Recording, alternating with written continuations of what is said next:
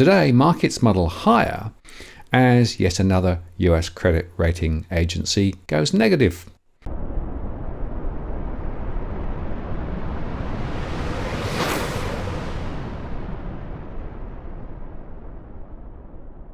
Hi again, it's Martin North from Digital Finance and the latest from this post covering finance and property news, and this is our weekly market update. Well, it's been another crazy week on the markets, with a still jittery bond market clouding the outlook for a rally in US stocks.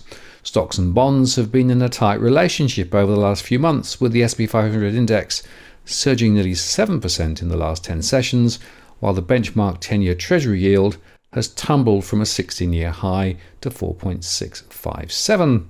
Helping market sentiment on Friday was a steadier US Treasury market. After yields tumbled on Wednesday and surged on Thursday, they were little changed on Friday. The yield on the 10-year was 3 basis points higher in the late moves on Friday after having been little changed most of the session.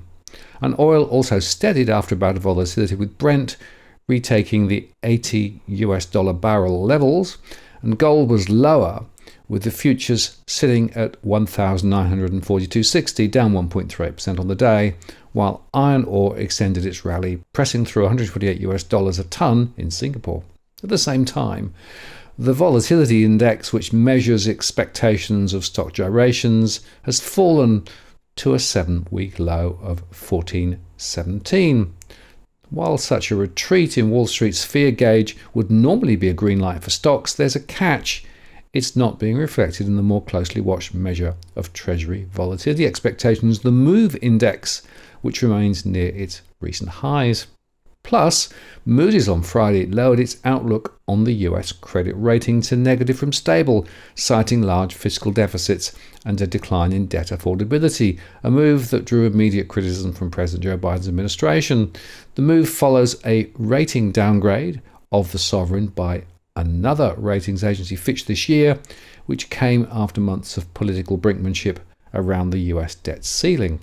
Federal spending and political polarization has been a rising concern for investors, contributing to a sell-off that took US government bond prices to their lowest levels in 16 years.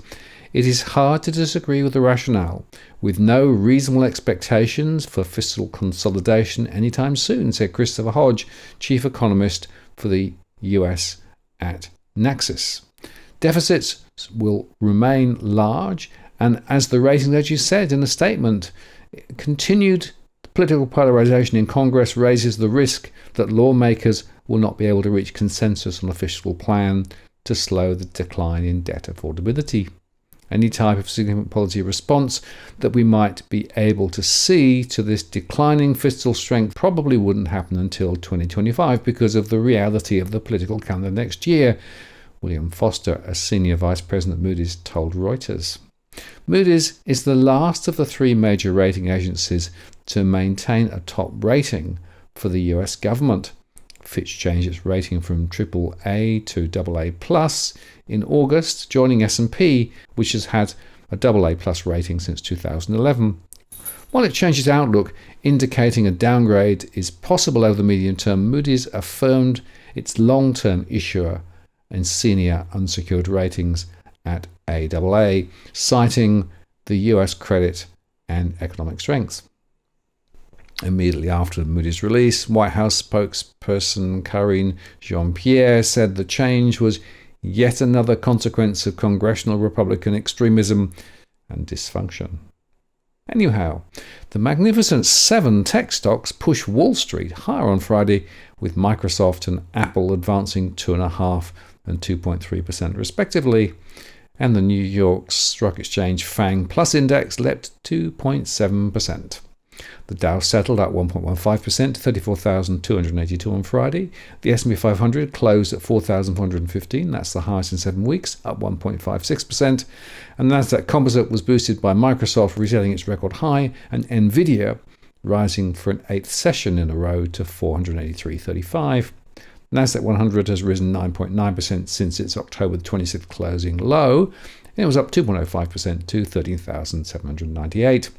Stocks have staged a meaningful recovery off oversold levels, LPL Financial's Adam Turnquist said in the note. Consistent buying pressure of this magnitude is not only rare, 8 up days in a row have now only occurred in 2.3% of all 8-day periods for the S&P 500 since 1950, but it's also a sign, a bullish sign, for improving investor sentiment and market momentum. Equity markets have been the tail that's been wagged by the rate market dog, said Alex Klozagladov, Managing Director of Equity Derivatives at Nomura. US Treasury yields rose sharply on Thursday after a weak 30-year bond auction. The extra yield needed to get the issue sold was the largest in several years, as was the amount dealers were forced to absorb. The market continues to struggle with what is the right premium or clearing level to fund the large pipeline of government debt issuance. The US 30-year yield surged by 22 basis points, while the 20 and 10-year yields also jumped higher, with the latter climbing above 4.6%. This movement in the bond market came on the heels of Federal Reserve Chairman Jerome Powell's hawkish remarks at an IMF event, where he indicated the possibility of further rate hikes, of course, again. Consequently, the 2-year US yield crossed the 5% threshold briefly. The US Federal Reserve Bank of San Francisco President Mary Daly said she was not ready to say yet whether the Fed is done raising rates, echoing Fed Chair Jerome Powell's comments on Thursday. This uptick in yields had a ripple effect across other financial markets. On Thursday, both the S&P 500 and Nasdaq Composite Index closed lower by around 0.8% as investors reacted to the potential for an inverted yield curve, often seen as a precursor for an economic downturn. Despite those market movements and the increased cost of borrowing implied by high yields, Goldman Sachs maintains a relatively optimistic outlook for the US economy. The investment bank estimates only a 15% chance of a recession occurring next year. But on Friday, the impact of rising treasury yields was felt on currency exchanges. The US dollar gained strength against other major currencies, with the DXY at 105.81 and with the euro dropping below 107 against the dollar amid political and economic challenges within the Eurozone. Even though the European Central Bank has maintained high interest rates, skepticism about their efficacy remains in the market. A weaker than expected October jobs report from the Bureau of Labor Statistics reported that the US added just 150,000 jobs in October, missing analyst expectations of 170,000, and that fueled optimism that the Fed may be indeed done with its rate hiking campaign as the labour market shows signs of cooling. The unemployment rate showed little change at 3.9%, and the Institute of Supply Management reported the October Services Purchase Management Index still showed expansion, fell 1.8 basis points to 51.8%. from September's reading of 53.6, which might suggest the economy is softening. And bearing in mind that the shelter CPI accounts for more than 30% of the headline CPI movement in the US, the latest data showed that the median rent dropped by 0.7% month on month in October, and it's the third consecutive month of negative rate growth, and declines are likely to persist in the coming months as we head into the winter. This is the second steepest October rent decline that we've seen in the history of the index, going back to 2017. And it's the only time that October brought a sharper decline was last year, when rents fell by 0.8% as the market shifted into the periods of sluggishness that still persists. For comparison, from 2017 to 2020, October declined down 0.4 to 0.6%. But this may indicate that inflation, again, is cooling. Bargain hunters were swirling around beaten down shares of US banks, even as skeptical investors say that the sector's problems are likely to persist for some time. The S&P 500 Bank Index is down around 11% in 2023, in the year that began with the failure of Silicon Valley Bank and several other lenders in the worst banking crisis since 2008. But the broader S&P 500, by contrast, was up around 15%. Bank stocks are at an all-time low compared with the S&P 500, therefore, based on relative prices. That's according to data from Bank of America. That tumble has made their valuations attractive to some investors. The sector trades at 8 times forward earnings. That's less than half of the 19.7 valuation of the S&P 500. The regional banking index is at 41.37. That's well down from recent highs. So right now, You can't say for sure whether the attractive valuations are merely a value trap, said Quincy Crosby, Chief Global Strategist at LPL Financial, referring to a term describing stocks that are cheap but for a good reason. One key factor for bank stocks is whether the Federal Reserve is close to wrapping up its monetary tightening cycle that has brought the highest US interest rates in decades. Whilst elevated rates allow lenders to charge customers high interests, they also increase the allure of short-term bonds and other yield-generating investments over saving accounts, which hurts demand for mortgages and consumer lending. Few investors believe more rate increases are in store, actually, yet signs the Fed may keep rates around current levels through most of next year have definitely weighed on bank stocks. This month, analysis from Bank of America said investors should selectively add exposure to bank stocks in anticipation of an interest rate peak. Most risks to the sector stem from higher rates, they said, including margin pressures due to rising deposit costs and problems with commercial real estate. Famed investor Bill Gross said last week he believed the sector had hit rock bottom and added he was holding a number of regional bank stocks, fueling sharp rallies in their shares. I think there is a lot of hidden value in banks if you are selective, said Neville Javari, a portfolio manager at Allspring Global Investments, who's overweight banks relative to the S&P 500 in the portfolios he manages. Javari believes larger banks have significantly cut costs and are poised to raise dividends and increase buybacks, helping them weather a period of slower loan growth. Historically high mortgage rates have weighed on lending. Overall, about 61% of all outstanding mortgages have an interest rate below 4%, according to the Apollo Group, leaving consumers little incentive to refinance or move. The average contract rate on a 30-year fixed-rate mortgage dropped in the week ended November the 3rd by a quarter percentage point to 7.61%. That's the lowest in about a month. Meanwhile, analysts have been cutting growth estimates for financials, which includes not only banks but insurance companies, as the Fed maintains it will keep rates high for longer. This could hurt mortgage loan growth, and the financial sector is expected to post earnings growth of 6.2% in 2024, almost half of the prior estimates from April that showed an 11.4% earnings growth, according to the most recent data. You don't have any certainty that you've seen the worst of it and things are getting better, said Jeff Malkenkamp, lead portfolio manager at Malkenkamp & Company. And just to underscore that, the University of Michigan's latest Consumer Sentiment Index revealed a continued decline for the fourth month, marking the lowest level since May at 60.4. The report, released on Friday, highlighted growth concerns among consumers, particularly young and low-income individuals, about rising interest rates and onward conflict in the Middle East. Key components of the index showed a significant downturn, with the gauge for current economic conditions falling to 65.7 and expectations for the next 6 months dropping to 56.9, both reaching their lowest point in half a year. This drop in confidence comes despite the United States experiencing its fastest third quarter economic growth in over a decade, excluding years affected by the pandemic. Inflation expectations have also risen to 4.4%, influenced by lingering effects from a gas price increase late in the summer, although the official inflation rate is currently 3.7% based on the Consumer Price Index. Experts like Damien McIntyre from Federated Hermes are pointing out the tough spot consumers find themselves in, caught between inflation pressures and higher borrowing costs.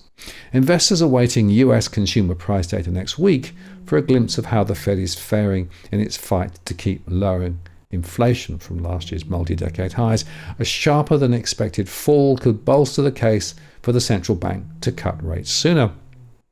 Now, oil prices gained about 2% on Friday as Iraq voiced support for OPEC Plus's oil cuts ahead of a meeting in 2 weeks, and some speculators covered massive short positions ahead of weekend uncertainty. Still, prices settled with weekly losses of about 4%. That's the third straight week in decline. This was the perfect technical storm. We came into this week with an almost record short position, and now we're seeing some short covering going into the weekend, said Phil Flynn, an analyst at Price Futures Group. Flynn noted that in addition to Iraq's comments, Saudi Arabia and Russia confirmed this week that they would continue oil output cuts through to the end of the year. And in the US, energy firms cut the number of oil rigs operating for a second week in a row to the lowest number since January 2022. Energy services firm Baker Hughes said the rig count points to future output. Brent futures rose 2.11% to settle at $81.43 a barrel, while US West Texas Intermediate crude rose 2.3% to settle at $77.17. Brent and WTI notched their third straight weekly loss for the first time since May, although both benchmarks exited technically oversold territory. Concerns about demand have replaced the fear of production outages related to the Middle East conflict, analysts at Commerzbank said. Weak Chinese economic data this week increased worries of faltering demand. Refiners in China, the largest buyer of crude from Saudi Arabia, the world's largest exporter, asked for less supply for December. OPEC Plus, the Organization of the Petroleum Exporting Countries and Allies, including Russia, will meet on November the 26th. Chances are that Saudi Arabia will extend its output cut into the first quarter of 2024, and it's certainly increasing given renewed market concerns about Chinese demand and the broader macro outlook, RBC Capital Market analysts said. An analyst at Capital Economics said OPEC Plus might cut supply further if prices continue to fall. We are sticking with our forecast for Brent ending both this year and next year at around $85 a barrel, a research firm said in a note. Now, in the UK, the stagnating economy failed to grow in the July to September period, but it did avoid a technical recession, according to the latest data from the Office of National Statistics. As a result, the British pound also retreated to 1.2222 versus the US dollar after statements from the Bank of England suggested that it was premature to consider rate cuts. The FTSE ended down 1.28% at 7,360, and the latest developments surrounding the controversy at NatWest, the bank announced plans to withhold a significant portion of former leader Alison Rowe's £10 million payoff. The stock was down 1.87% on the day. The decision, which was disclosed to the London Stock Exchange, comes in response to Rowe's controversial resignation earlier this year. Rose, who left her position at the state-owned bank at the end of July, had misinformed a bank journalist about the reasons for closing Nigel Farage's Coutts accounts due to banking criteria and political views. Despite her resignation, she continued to receive her annual £2.4 million salary as per contract terms and was eligible for a pro rata portion of £2.9 million bonuses and share awards from last year. So not too shabby after all then. Now, last month, Farage criticised what he termed the woke culture under Rose's leadership for his debanking and alleged vile comments made by staff, and he claimed high-level involvement in his account closure and called for an investigation into NatWest's conduct. Farage also urged that Rose bonuses should be stripped in the light of these events. In Germany, the DAX was down 0.77% to 15,234, and the CAC 40 in France was down 0.96% to 7,045, following Thursday's weakness from the US and concerns about the inflation drift in the Eurozone. Most Asian stocks fell on Friday as regional stocks took a weak lead-in from Wall Street after Federal Reserve Chair Jerome Powell warned that interest rates could still rise, while the disappointing Treasury auction also pushed up yields, as we discussed. US stock futures were flat in Asian trade as a result. Sentiment towards Asia remained weak, especially after a string of disappointing economic readings from China, which showed that the region's biggest economy was struggling to improve spending and growth. Tech-heavy indices were the worst performers in Asia on Friday, with Hong Kong's Hang Seng Index leading losses with a 1.7% slide. SUMIC, China's biggest chip maker, was the worst performer in the index, losing about 4% after it clocked an 80% slump in its third quarter profit. Losses at SUMIC, which signalled a continued weakness in global chip demand, spilled over into other chipmaker stocks. Samsung Electronics lost over 1%, pulling South Korea's Kospi down by a similar margin, while TSMC, the world's biggest contract chip maker, shed 0.4%. Japan's Nikkei 225 lost 0.16%, hit by steep losses in chip-making, energy and technology stocks. Tech conglomerate SoftBank Group was among the worst performers on the index, tumbling by more than 6% after it clocked an unexpected loss in the September quarter. And SoftBank's chip designing unit ARM Holdings also raised concerns over sluggish chip demand after posting disappointing earnings and a weak profit outlook earlier this week. China's Shanghai Composite Index fell 0.47% as sentiment towards the country remained weak following several disappointing economic readings this week. Data on Thursday showed that the country entered disinflation in October, its second such incident this year. The reading was precedented by data that showed a sharp decline in China's trade balance and exports. The readings largely offset hopes that Beijing was planning more support for the beleaguered property sector and put Chinese stock indices on course for a flat end to the week. Whereas over China, the world's second biggest economy, resurfaced after data on Thursday showed Chinese consumer prices dipped again. Tapper Strickland, head of market economics at NAB, said that the data keeps the pressure on Beijing to continue with its incremental easing in monetary and fiscal policy. Now in Australia, the Australian share market dropped on Friday following those hawkish comments overnight from US Federal Reserve Chairman Jerome Powell, undoing 3 sessions of gains this week to reset the S&P ASX 200 to where it was a week ago. The benchmark gauge closed down 0.55% to 6,976. That's less than 2 points lower than a week earlier. And the All Ords dropped 0.5% on Friday as well. Over the 5 days, energy stocks were the worst performing, down about 4%, tracking declines in the price of oil amid signs of an oversupply and easing fears surrounding the Israeli-Hamas war. The sell-off in energy was partially offset by strong gains across healthcare stocks. Sector heavyweight CSL gained 3.6% to $252.14 over the 5 days of trading, as falls in bond yields sent investors back to the typical defensive sector. On the ASX, banks fell, with Commonwealth Bank down 0.77% to 101.32. NZ was down 1.32% to 25.47. Westpac was down 1.56% to $20.86. And NAB dropped 1.66% to 28.46. Macquarie was down 0.43% to 152.75. The utilities and energy sectors also ended in the red. Inflation fears were bolstered by the Reserve Bank's statement on monetary policy that was released on Friday, as I discussed the other day, which showed Australia's central bank had nudged up its inflation forecast over the next 2 years. The updated forecast arrived days after the Reserve Bank chose to increase the cash rate to 4.35%. And in company news, Mineral Resources fell 2.6% to $58.35 on Friday, after paying up to $60 million plus royalties to secure lithium, nickel, copper and cobalt rights to Pantoro Limited's Norseman gold project in Western Australia. Gaming company Light & Wonder rose 5.6% to $161.62 after it reported a $731 million revenue in its most recent quarter. That was above analyst expectations. And News Corp owned REA Group slipped 2.1% to $156.22. The property listing site generated revenue of $341 million for the December quarter, while adjusted earnings came in at $198 million, up 13%. Finally, in crypto, amidst a backdrop of regulatory uncertainty, the crypto market experienced a notable upswing, with leading cryptocurrencies such as Bitcoin, Ethereum, and even Dogecoin capturing gains. This upward momentum, which began in mid-October, has been largely fueled by investor anticipation surrounding new investment vehicles like BlackRock's proposed Ethereum and Bitcoin exchange-traded funds.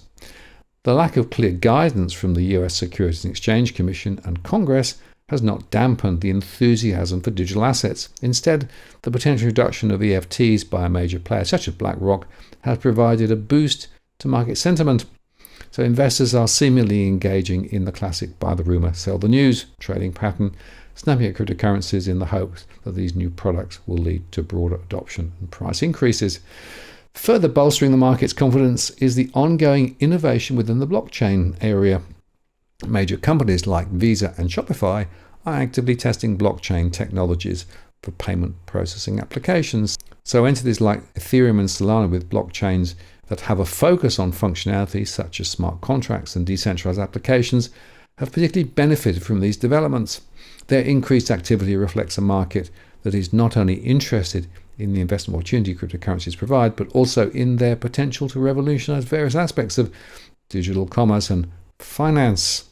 However, given the Optus network failure this week, perhaps there is still room for some more skepticism of pure digital plays.